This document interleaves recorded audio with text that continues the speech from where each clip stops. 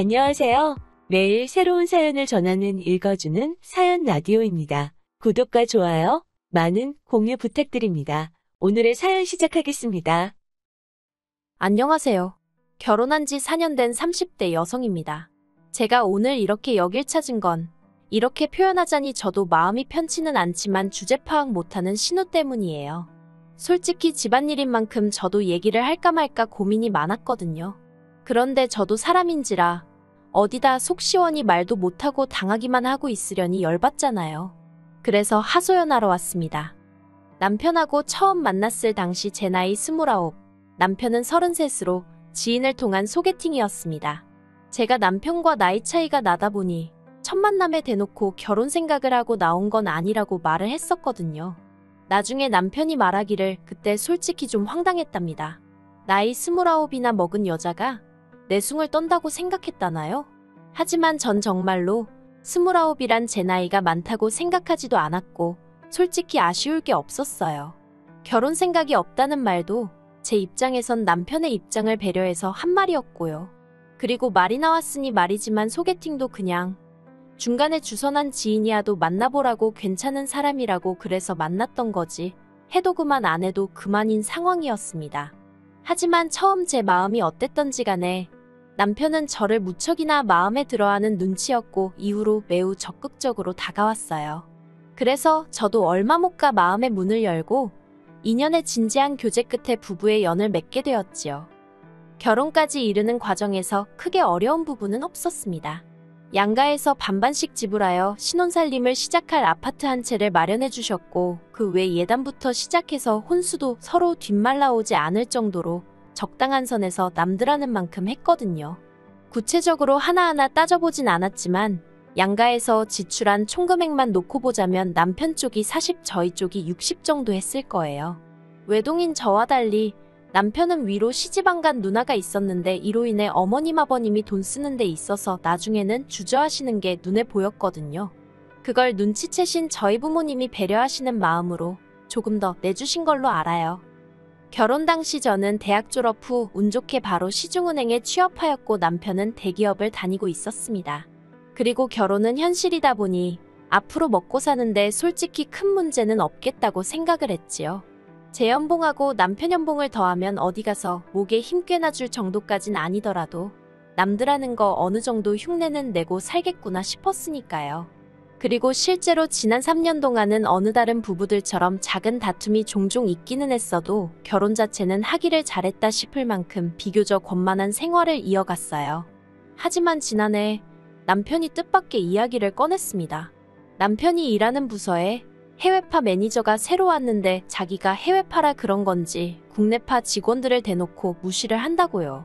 그리고 남편은 본인도 말하기를 운이 좋아서 대기업에 들어갔지 학벌 자체는 좋은 편은 아니에요. 그렇다 보니 매니저가 국내파 직원들 중에서도 유난히 저희 남편을 미워라 하면서 걸핏하면 남편이 한 업무를 가지고 다른 직원들 앞에서 망신을 주더랍니다. 그리고 그로 인해 남편이 말하기를 솔직히 얼마 전부터는 아침에 출근 준비를 하는 것 자체가 스트레스고 고역스럽게 느껴진다며 어떻게든 이직을 하고 싶다대요. 그리고 그토록 괴로워하는 남편에게 차마 사회생활이 다 그런 거다. 이직은 무슨 이직이냐 어딜 가도 이상한 사람은 있기 마련이니 조금만 참고 견뎌라 뭐 차마 그렇게 말을 할 수는 없더라고요.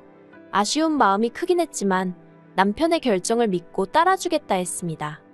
그런데 문제라고 해야 할지 실은 저희가 올해는 아이를 갖는 쪽으로 방향을 잡아둔 상황이었거든요. 그런데 남편이 이직을 하면서 월급도 줄고 일하는 시간도 약간 길어졌기에 지금 애를 낳는 게 현명한 건지 아무튼 이래저래 생각이 많아지대요. 물론 낳아 키우자면 키울 수야 있었지만 원래 조금이라도 더 좋은 것만 주고 싶은 게 부모 마음이니까요. 그리고 이런 고민으로 제가 골머리를 앓고 있던 무렵 남편이 황당한 일을 벌였습니다. 그건 바로 이사를 고민하시던 어머님께 저희 집 근처로 이사를 와달라고 했던 거지요. 제가 어이가 없어서 남편더러 도대체 무슨 생각으로 그런 거냐니까 한다는 말이 가까이 살면서 이런저런 도움을 받아보려고 했답니다. 하다못해 반찬이라도 한두 개 얻어먹으면 그나마 살림에 도움이 되지 않을까 싶었다나요. 황당하고 어이가 없었지요. 까놓고 말해서 그깟 생활비 몇 푼 아끼자고 어머님 아버님 곁에 살고 싶어하는 며느리가 몇이나 있겠어요? 하지만 남편은 정말 좋은 뜻으로 그런 거라며 황당해하는 저에게 억울하다 난리였네요. 그리고 결국 어머님은 저희 집에서 걸어서 10분도 안 걸리는 곳으로 이사를 오셨습니다. 어머님의 이사와 관련해서 제 나름대로 우려했던 몇 가지가 있었는데 그중 하나가 어머님의 방문이었거든요. 그리고 아니나 다를까 우려했던 대로 이사 이후로 어머님은 걸핏하면 저희 집에 찾아오시기 시작하셨습니다. 연락은 하고 오실 때도 있었고 안 하고 오실 때도 있었는데 어느 쪽이든지 간에 집에 저희가 있는 한 문을 안 열어드릴 수는 없었으니 큰 차이는 없었어요. 그리고 솔직히 때로는 어머님이 안쓰럽게 느껴지기도 했었는데 그게 실은 어머님도 어머님대로 집에만 있는 신우랑 부딪히기 싫으니까 대피하듯 저희 집에 오시는 거더라고요. 그 얘기를 듣고 나서는 그래도 한두 시간이라도 저희 집에 계시다 가시면 마음이 풀리신다니 다행이다 싶기도 하고 그래서 저도 제 나름대로 어머님께 잘해드리려고 마음을 많이 썼어요. 숫기 없는 성격인데도 말도 먼저 걸고 그랬더니 어머님은 저랑 당신이 많이 가까워졌다고 느끼신 모양이에요. 언젠가부터 저더러 혹시 신우 소개해줄 만한 사람 없냐며 저에게 부탁 아닌 부탁을 하기 시작하셨으니까요. 그런데 제가 은행을 다니고 있긴 했어도 외국계이기도 하고 사무실로는 겨우 일주일에 한 번 출근을 하는 수준이었으니 다른 직원들과 교류가 많지는 않았거든요. 그렇다 보니 저도 다른 직원들에 대해서 많이 알지를 못했고 또 다른 사람도 아니고 신우한테라니 말이 쉽지. 여러 가지로 생각을 안 할 수가 없잖아요. 그래서 몇 번이나 완곡하게 어머님께 죄송하다고 말씀을 드렸지요. 그런데 다른 걸로는 절 크게 난처하게 하신 적이 없는 어머님이셨는데 이 일만큼은 크게 실망하시고 서운한 티를 내시는 거예요. 그래서 결국 안 되겠다 싶어서 남편에게 신우는 어떤 스타일을 좋아하느냐고 물었습니다. 그랬더니 키 크고 능력 있는 사람이면 좋겠다 했고 그때 문득 한 사람이 제 머릿속을 스쳤습니다. 저희 팀의 새로운 분이었는데 키도 크고 싱글이라고 했었으니까요. 그래서 저는 어머님 기분도 풀어드리고 남편에게 고맙다는 소리도 좀 들어볼 생각으로 그 상사와 신우를 만나게 자리를 만들었어요. 참고로 신우에게 먼저 사진도 보여줬고 신우가 좋다고 해서 만든 자리였습니다.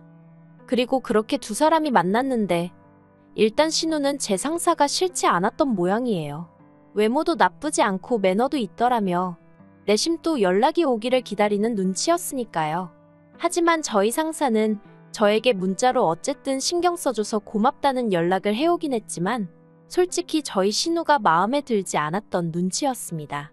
제가 무슨 일이라도 있었냐고 조심히 물으니 상사가 그냥 저만 알고 있으라면서 하는 말이 아무리 소개팅이라고 해도 첫 만남이고 둘 다 나이가 40이 넘었는데 그러면 어느 정도 서로 매너가 있어야 하는 거 아니냐면서 알고 보니 식사부터 시작해서 커피에 간식까지 다 얻어먹은 것도 부족해 저 집에 안 데려다 주실 거예요? 그러더랍니다. 집이 완전히 정반대 방향이었는데 말이에요. 상사가 하는 말이 제 신우라는 것도 알고 있고 제 입장도 난처하겠다 싶어서 집에까지 데려다 주기는 했는데 한마디로 남자한테 바라는 게 많은 여잔 것 같아서 별로랍니다. 그래서 제가 정말 죄송하다고 그런데 혹시 제 입장을 생각해서라도 한 번만 애프터 신청을 해주시면 안 되겠냐고 물었어요. 그랬더니 상사가 자기 누나도 시집살이를 호되게 하는 걸 봤다면서 알겠다고 한 번만 더 만나보겠다고 대신 자기한테 더는 다른 걸 기대하면 안 된답니다. 그래서 정말 감사하다고 인사하고 신우에게는 남편을 통해 제 상사인 만큼 매너 있게 행동해달라고 말을 전했지요. 하지만 역시나 상사는 저희 신우가 어지간히 마음에 안 들었던 모양이에요. 두 번째 만남 이후로 슬며시 제가 어땠는지 물으니 저번보다 더 단도직입적으로 얼굴은 이쁘장한데 성격이 별로라면서 딱 잘라 말하더군요. 게다가 두 번째 만남에서도 신우는 1원 한 푼 쓰질 않더랍니다. 그러면서 이건 돈이 문제가 아니라 마인드의 문제인 것 같다대요. 그런 이야기를 듣는 내내 제 낯이 얼마나 뜨겁던지. 그래서 저도 더는 상사에게 부탁을 할 수도 없고 그저 여러 가지로 죄송했다고 몇 번이나 사과를 드렸네요. 한편으론 신우도 두 번째 만남 이후론 저나 남편에게 이러쿵저러쿵 말이 없었기에 그럭저럭 잘 마무리되는 듯 했습니다. 그런데 이후가 문제였어요. 며칠 후 남편이 저더러 이야기 좀 하자더니 불같이 화를 내기 시작했습니다. 알고 보니 저희 상사가 부모님이 안 계셨던 모양이에요. 저는 몰랐다고 했습니다. 회사 상사의 부모님이 살아계신지 돌아가셨는지까지 아는 경우는 많지 않으니까요. 그리고 상사 나이가 44이었는데 흔하진 않지만 그렇다고 무슨 천혜고아도 아니고 그게 그렇게나 화를 낼 일인가 싶었지요. 그런데 남편이 또 묻기를 저희 상사한테 누나가 둘이나 있는 걸 알고 있었냐입니다. 그래서 누나가 있는 건 알았지만 둘인 줄은 몰랐다고 했더니 잘 알아보지도 않고 소개팅을 주선하면 어떡하냐면서 어떻게 자기 누나한테 부모도 없고 누나만 둘이나 딸린 남자를 소개해 줄 수 있냐고 계속해서 화를 내는 거예요. 그리고 제 입장에서도 들어주는 것도 정도가 있지. 갈수록 어이가 없어서 결국 키 크고 능력 있는 남자면 된다고 하지 않았냐고. 상사 키가 188이고 연봉도 1억 가까이 되는데 뭐가 문제냐고 받아쳤네요. 그리고 어차피 둘이 잘 되지도 않았는데 이제 와서 그런 조건들을 들먹이며 나한테 화를 내는 이유가 뭐냐고 했더니 그래도 신우가 저한테 너무 실망했다며 속상해하더라나요. 자기를 얼마나 만만하게 봤으면 그런 남자를 소개할 수가 있냐면서요. 솔직히 저희 신우라고 해서 이쁘장한 얼굴 말고는 딱히 자랑할 것도 없습니다. 그리고 나이가 40인데 아무리 이쁜들 20대 30대에 젊음이 있는 것도 아니고 그렇다고 직장이 탄탄한 것도 아니에요. 초등학교에서 가끔 기간제 교사로 일을 하긴 했지만 그것도 매번 재계약을 해야 했고 재계약으로 이어지지 않는 경우도 허다했으니까요. 그래도 어디 가면 자기 직업이 꼭 초등학교 선생님이라고 하는 사람입니다. 그렇기에 더욱이 기분이 나빠도 제 상사가 나빠야지 신우가 나쁠 상황은 아니다 싶었는데 그리고 무엇보다 어차피 소개팅이 파토가 난 상황에서 신우도 제 상사 조건이 마음에 안 들고 제 상사가 그렇다고 신우한테 매달리고 귀찮게 한 것도 아닌데 왜 저한테 난리인 건지 도저히 이해를 할 수가 없었네요. 그리고 남편이 신우를 대신해서라고 해야 할지 아무튼 한번 난리를 쳤으면 그만이지 그걸로도 분이 안 풀린 건지 어쩐 건지 신우랑 어머님이 또 그 일을 물고 늘어지기 시작했습니다. 어머님이 저더러 얘기 좀 하자면 남편도 없이 저를 따로 시댁으로 부르시더니 이번 일로 제가 시댁 식구들을 어떻게 생각하고 있는지 잘 알게 됐다는 알 수 없는 말씀을 늘어놓으셨어요. 나름대로 교양 있게 말씀하고 싶으셨던 건지 몹시도 애둘러서 말씀하셨지만 결국 제가 시부모님도 무시하고 신우도 무시해서 그런 조건의 남자를 데려왔다는 식으로요.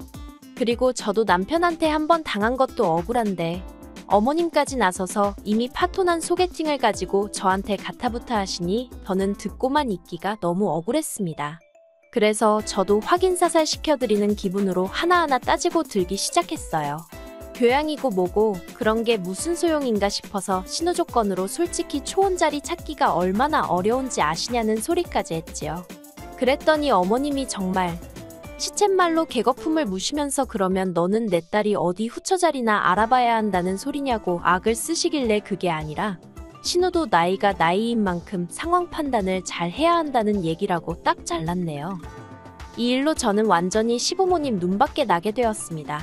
그리고 솔직히 처음엔 어머님한테 야속한 마음이 컸던 게 사실이에요. 그간 그래도 어머님이랑 잘 지내왔다고 생각했고 제 나름대로 어머님의 인품에 있어서 좋게 생각하는 부분들이 있었으니까요. 하지만 자식 일에는 장사 없다더니 막상 신우 일에서는 옳고 그르고 그런 것들을 제대로 판단하지 못하시대요. 그리고 그런 와중에 신우는 신우대로 자기가 소개팅에서 한 짓은 깨닫지 못하고 자기가 왕년에 얼마나 잘 나갔는 줄 아냐면서 한때는 자기가 무슨 기업 대표하더라고도 데이트를 했었다는 소리나 해대는데 오죽하면 제가 세상 천지에 왕년 없는 사람이 어딨냐고 쏘아붙이기까지 했다니까요. 하지만 이 모든 갈등 속에서도 남편이 하다못해 중립만 지켜줬으면 제가 이렇게 억울하진 않았을 겁니다. 그런데 남편은 계속해서 저더러 자기 누나 기분도 이해를 해주라며 저더러 같은 여자면서 너무 냉정하다더니 급기야는 한다는 소리가 저도 자기 아니었으면 신우처럼 혼자 늙었을지 누가 아냐는 막말을 해대더군요. 그 소리를 들었을 땐 정말 자존심이 상해서 솔직히 저도 남편이 좋아서 한 결혼이긴 했지만 남편이랑 이루어지지 않았대도 누구한테라도 갔겠죠. 저는 신우처럼 적어도 오르지 못할 나무를 쳐다보고 착각 속에 빠져 사는 한심한 사람은 아니었으니까요. 그리고 남편에게 그 소리를 듣고는 며칠 동안 정말 밤잠을 설칠 만큼 기분이 좋지 않았습니다. 이번 일이 아니었다면 저는 평생 저를 구해줬다고 착각하는 인간이랑 한 이불을 덮고 살 뻔한 거니까요. 그래서 저는 남편과 이혼을 결심했습니다. 꼴 같지 않고 말 같지 않은 착각을 하는 인간. 저야말로 걷어주고 싶은 생각이 싹 사라졌거든요. 남편은 저더러 이혼하면 여자만 손해라는 헛소리를 해대길래 한 달에 500씩 버는 여자랑 280 버는 남자랑 이혼하면 적어도 280 버는 남자가 더 후회할 거라고 쏘아붙였더니 그건 또 찍소리도 못하대요. 일단은 협의 이혼으로 진행하고 싶은데 남편이 계속 고집을 피우면 변호사 사서 소송해볼 생각입니다. 솔직히 신호 소개팅이나 파토나고 말 줄 알았는데 제 결혼 생활까지 파토가 나게 되다니 유감이기는 해요. 하지만 뭐 좋은 쪽으로 생각하려고요. 아이라도 있었으면 아마 남편이란 작자는 더 기고만장해서 애딸린 여자가 어쩌고 하면서 저를 무시했을 수도 있잖아요. 늦지 않게 남편의 실체를 알게 돼서 정말 다행이다 싶고요. 앞으로 지리한 시간 싸움일 테지만 지치거나 흔들리지 않을 거예요. 긴 이야기 들어주셔서 감사합니다. 오늘의 사연은 여기까지입니다. 구독과 좋아요, 알람 설정해주시면 앞으로 더 좋은 사연으로 찾아오겠습니다. 감사합니다. 감사합니다. 안녕하세요. 매일 새로운 사연을 전하는 읽어주는 사연 라디오입니다. 구독과 좋아요, 많은 공유 부탁드립니다. 오늘의 사연 시작하겠습니다. 안녕하세요. 엊그제 예물 때문에 파혼한 30대 여성입니다.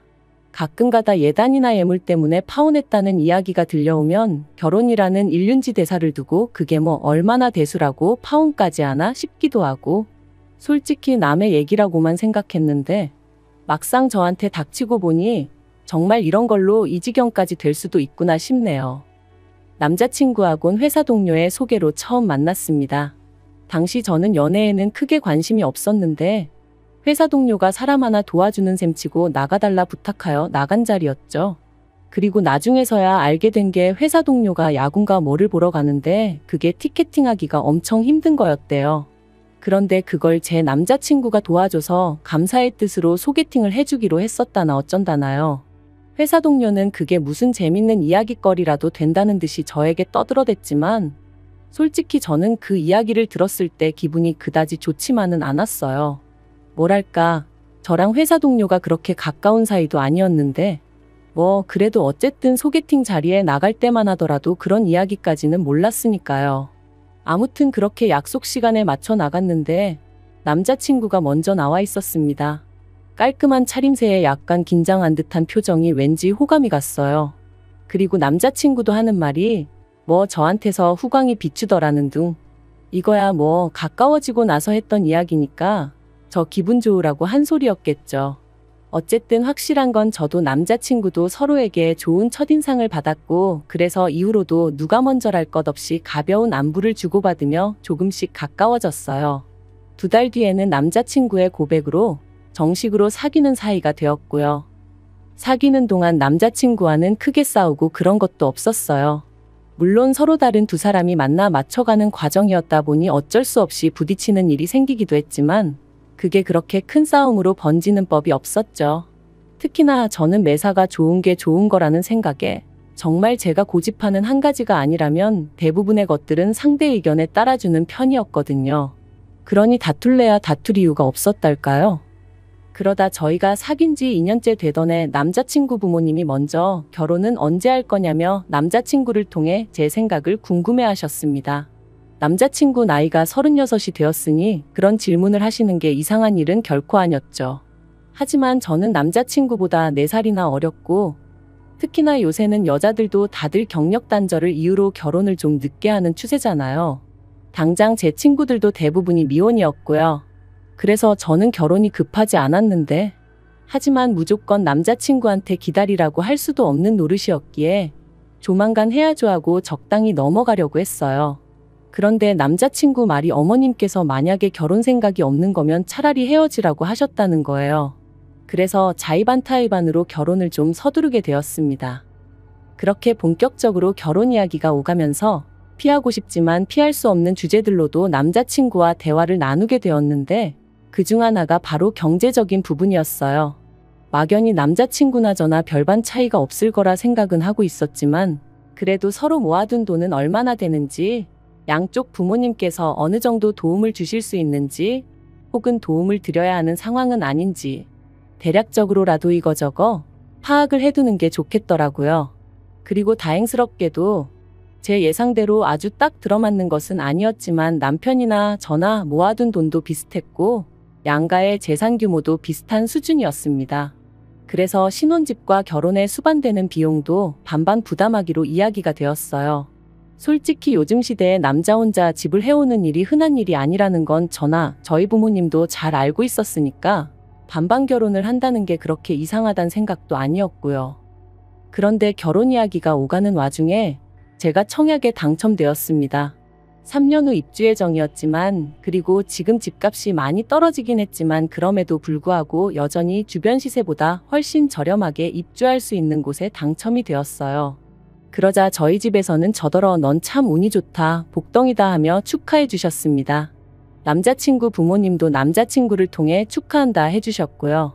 하지만 청약 당첨 발표가 나고 며칠 뒤 남자친구 부모님과 식사를 하게 되었는데 계약금부터 시작해서 중도금의 잔금은 누가 내는 거냐? 네가 내는 거냐 아니면 친정에서 내주시는 거냐 하는데 좀 이상하다 싶대요.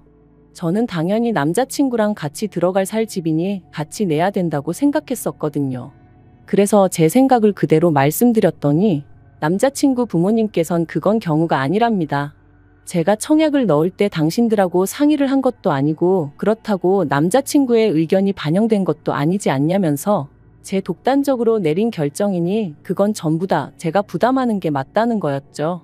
솔직히 어른들의 말씀이라 이렇게 표현하고 싶진 않지만 이게 바로 궤변인가 싶었어요.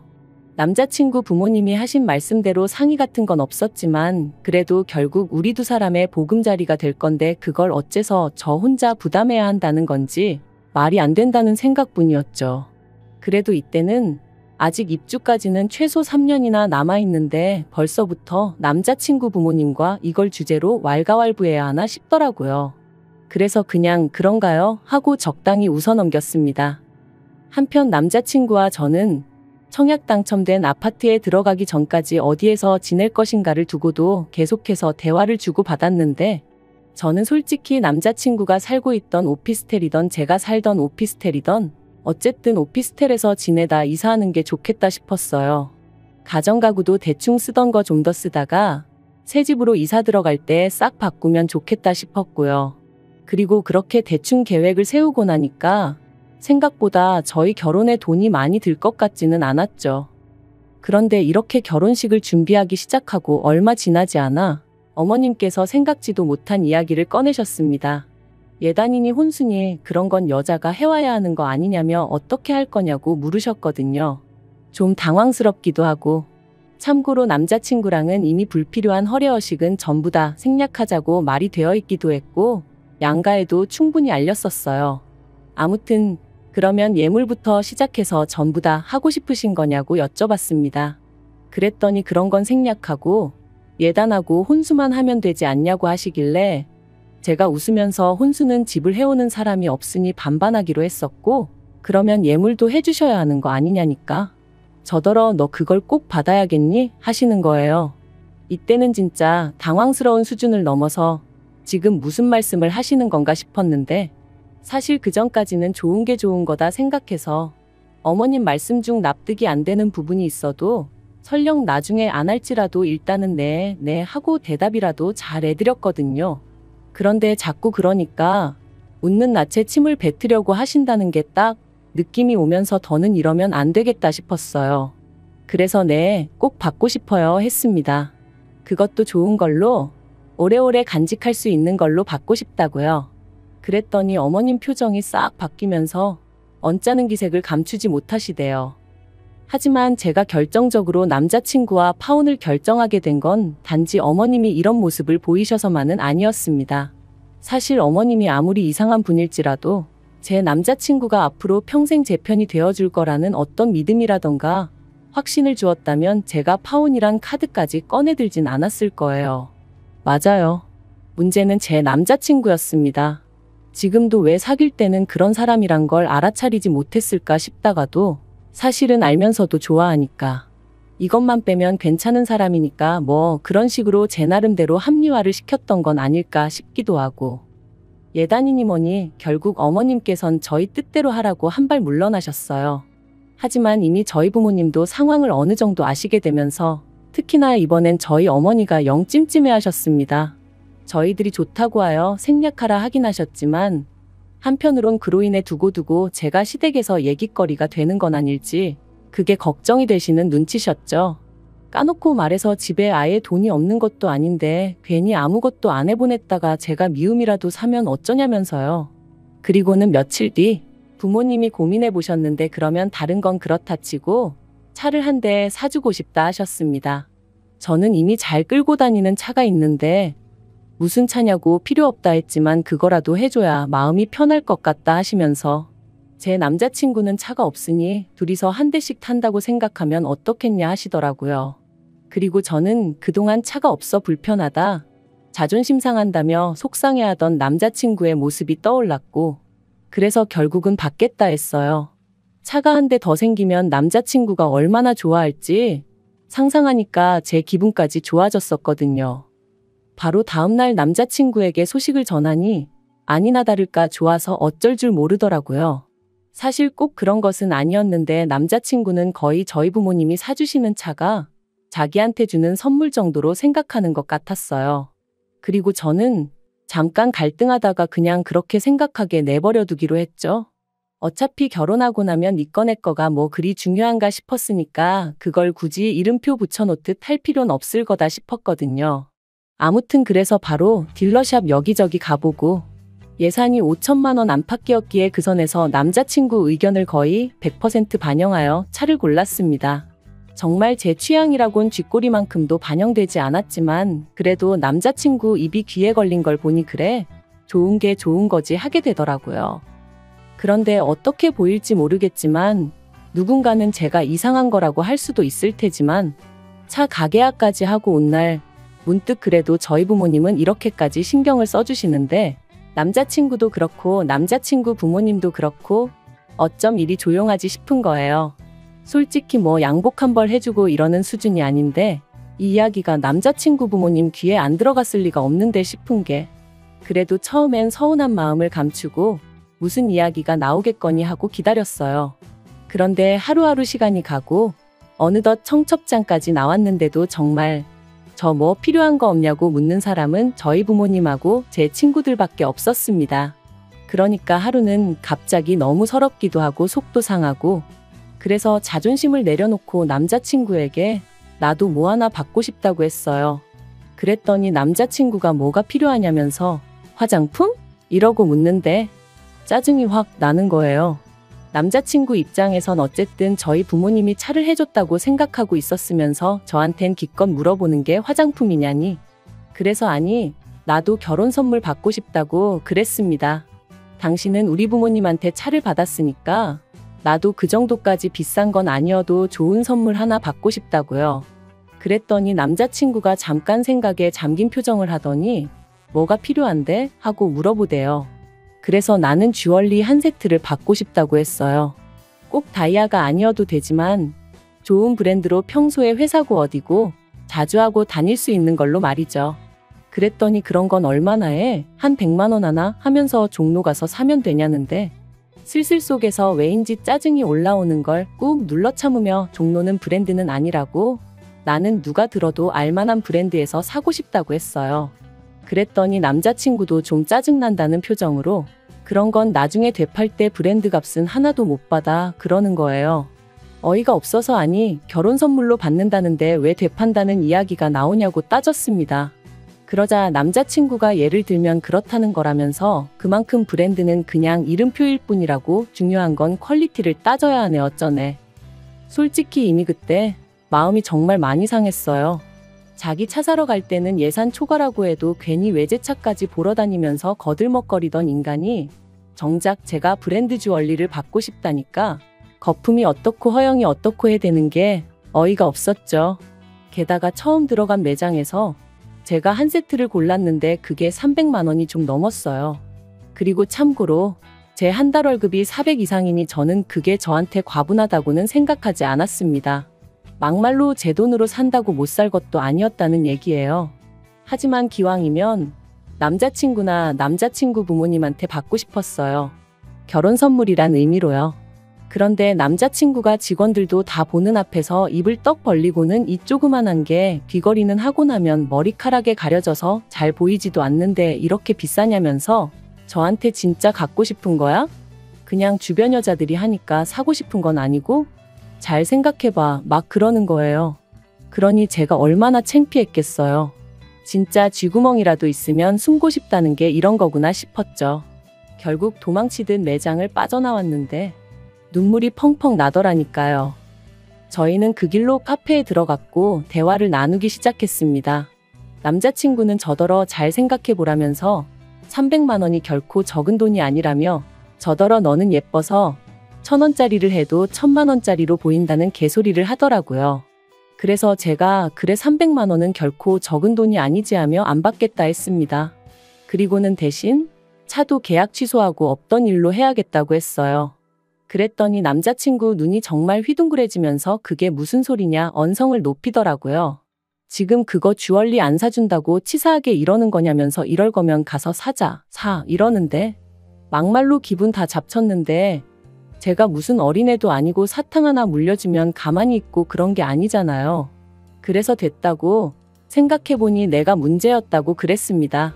처음부터 서로 주거니 받거니 안 하기로 했었으니 그냥 안 했어야 하는데 괜히 차를 해준다고 해서 이 난리라며 차 안 사주고 그 돈에서 그냥 내가 알아서 내 귀걸이고 목걸이고 살 테니까 그런 줄 알라고 했죠. 그랬더니 이제 말 그대로 치사한 애 어쩌네 그런 게 어딨냐. 차랑 귀걸이랑 같냐. 막 그러더니 급기야는 차는 자기가 저한테 빌려줄 수도 있지만 이 말도 너무 웃겼어요. 우리 부모님이 사주는데 지가 왜 나한테 빌려줄 수도 있다고 그러는 건지. 아무튼 차는 뭐 저도 쓸 수 있는데 제가 사는 그 비싼 귀걸이 목걸이는 자기는 못하지 않냐면서 그러니까 처음부터 공정하지가 않다나요? 그래서 제가 그러니까 공정이고 나발이고 서로 주고받고 하지 말자고 하고 소리를 질렀죠. 그리고 집에 돌아왔는데도 어째서인지 분한 마음이 가라앉지를 않았습니다. 나를 뭘로 보고 내가 무슨 호구도 아니고. 그런데 그때 남자친구한테 전화가 왔어요. 자기가 생각을 해봤는데 일단 미안하다더니 어머님 아버님하고도 얘기를 했다면서 어머님이 주얼리 세트를 해주시겠다 하셨다나요. 그리고 그땐 저도 또 속없이 화가 좀 풀리는 기분이었죠. 그래서 그래 그럼 언제 사러 가 하고 물으니 단 조건이 있다면서 어머님 아는 분이 하시는 금은방에 가야 된답니다. 가서 제가 갖고 싶은 주얼리 세트 사진을 보여주면 거기 주인분이 최대한 비슷한 걸 찾아주신다고 하셨다나요. 이제 거기서 제가 완전히 소위 폭발을 한 거예요. 진짜 남자친구도 그렇고 어머님도 그렇고 사람을 뭘로 보고 이러나 싶은 게. 그래서 제가 다 때려치자 했습니다. 도대체 나를 뭘로 보고 이런 소리를 하는 건지 모르겠지만 나는 더는 못 참겠으니 결혼이고 뭐고 다 때려치자고요. 그랬더니 남자친구가 사람들한테 물어보래요. 300씩이나 하는 주얼리를 안 사준다고 파혼하자는 여자가 있다고 하면 사람들이 욕할 거라면서요. 그래서 저도 너야말로 사람들한테 물어보라 했습니다. 5천만 원짜리 자동차를 선물로 받으면서 300만 원짜리도 안 사주려고 했더니 파혼당했다고 한번 주변 사람들한테 말을 해보라고요. 그랬더니 남자친구가 씩씩거리기만 하고 더는 아무 말도 못하대요. 그래서 남자친구한테 그렇게 파혼 통보하고 차단해버렸습니다. 그랬더니 남자친구 어머님한테서 연락이 왔어요. 하신다는 말씀이 그러지 말고 대화로 잘 풀어야지. 당신이 살아보니까 그까짓 거 귀걸이 목걸이 그런 거 안 해도 아무 불편한 거 없다면서. 아직 제가 어려서 그렇지 나중에는 그 돈 아끼기를 잘했다 하는 때가 올 거라나요? 그래서 어머님한테 이런 전화 하지 마시라 불편하다 그랬네요.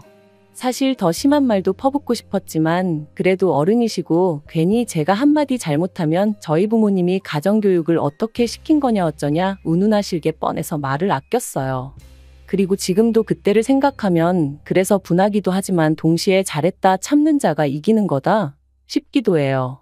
정말이지 이런 식으로 파혼하게 될 줄은 몰랐기에 쪽팔리고 남사스럽지만 그래도 이혼보단 파혼이 낫다 하니 그걸 위로 삼으렵니다.